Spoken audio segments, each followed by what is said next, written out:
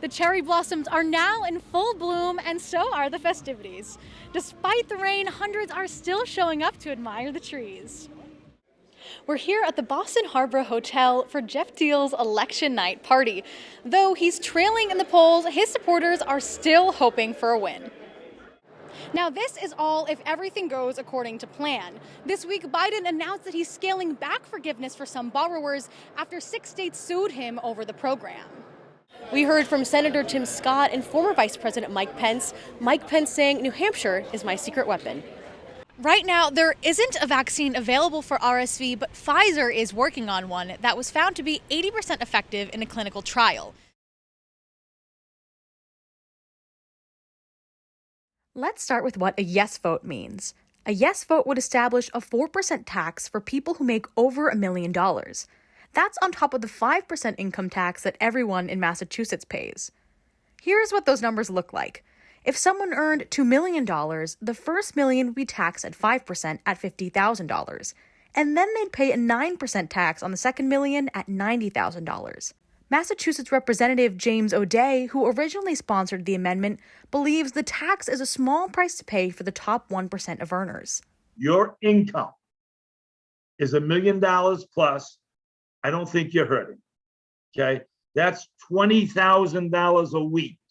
$20,000 a week. Fair Share Massachusetts is the organization leading the ballot measure and supports the tax because the money will be used to fund education, transportation, and infrastructure. Question 1 is a chance to do 2 things. It's a chance to make our tax system more fair, and it's a chance to improve our schools, roads, and public transportation. Let's talk about what a no vote means. A no vote opposes the additional tax and would maintain the income tax of 5%. The Coalition to Stop the Tax Hike amendment is leading the opposition to the measure.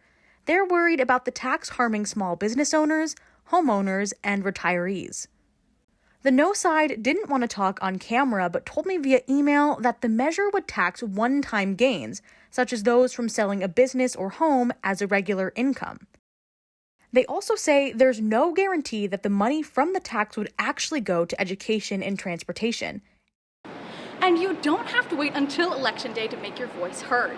You can mail in your ballot or drop it off at one of these ballot boxes. You can also vote early in person here at City Hall in Boston and in every town and city across Massachusetts through November 4th. I'm Katie Delaney, WEBJ News.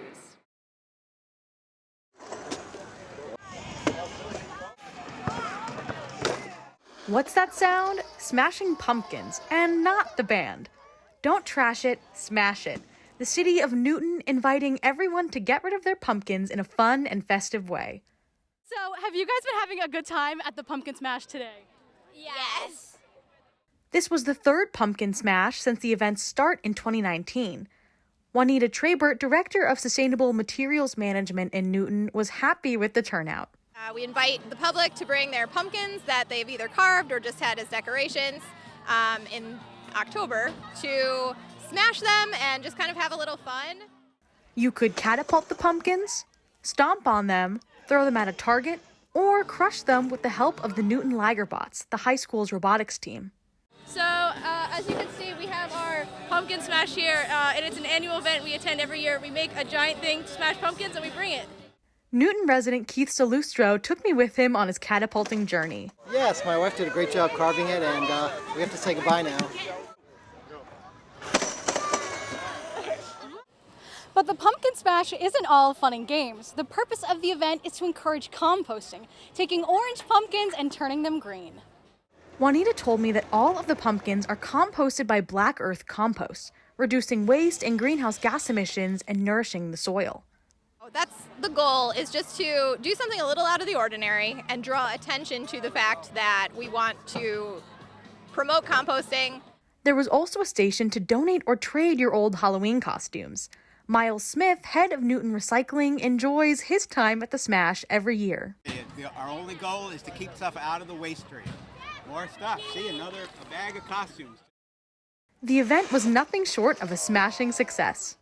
From Newton, I'm Katie Delaney, WEBJ News. People getting festive and supporting small businesses at 100 Seaport Boulevard. We're here at the holiday market at Snowport with over 120 local makers selling everything from candles to puzzles to sweaters, everything for all of your friends and family on your holiday wish list this year. In its second year, the market has nearly doubled in size, featuring local clothing, art, and food sellers alike. Vendor Rawaj Tapia and his wife started their Roxbury-based granola company Humble Bones in the middle of the pandemic, so they've faced a lot of challenges. But Rawaj tells me opportunities like the market are great for exposure. It's huge, like our investment is so small compared to what we get out of just the 2 months of being here. So it's a great opportunity for small business like us to be in the middle of this kind of busy and, very expensive area. A big priority for the market is diversity. 76% of the businesses are minority and or woman-owned. For Nadezhda, founder of Espoir Boston, which sells preserved roses, it's all about sharing her culture. Nadezhda comes from Bulgaria, the land of roses, and she's bringing them to Boston. She says the market is a great way to promote her business. It's so nice to see how people react to the product, and the traffic here, it's like nothing compared to anywhere else. This year, the market is partnering with Waltham-based marketing company Constant Compact, which has been supporting small businesses for the past 25 years. The vendors can use their resources to boost their exposure. Seller Unique Top is the owner of I Love FGC, a pop-up boutique that makes modern pieces with traditional African fabrics. Unique designs the clothes in Boston, and they're handmade by tailors in Senegal. We just want to bring awareness to culture, through fashion. And at the market, she's able to spread that message to customers. This market has been awesome. I met so many awesome people because Seaport is such a busy and vibrant place, and people come from all over New England to shop, so it's been really good. In November, thousands of people have already flocked to the market, and organizers are expecting even bigger crowds into December. The market is running now through December 31st, and it's open every day except for Christmas and the day after. So stop by, support some local businesses, and get a nice warm drink while you're at it. For WEBJ News, I'm Katie Delaney. Dunkin' has changed their rewards program recently, and people are not happy about it, people mainly being me. Ooh. Biden announced on Tuesday that protecting abortion rights is one of his top priorities for next year. The T needs more dispatchers, and they're willing to pay for it. The MBTA announced on Thursday that they're still short on heavy rail dispatchers and bus drivers.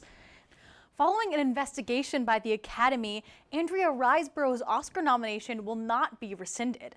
Earlier this week, Baker took to national television, telling CNN that Trump's influence weakened the GOP during the midterm elections and that voters don't want extremes. The nominations for the 2023 Grammy Awards were announced today. Beyoncé got the most nominations, receiving 9 for her album Renaissance. President Biden will give the State of the Union address on Tuesday, but before, he's traveling to several states to highlight the implementation of the bipartisan infrastructure legislation he signed into law last year. Governor Maura Healey has joined 19 other Democratic governors to form the Reproductive Freedom Alliance.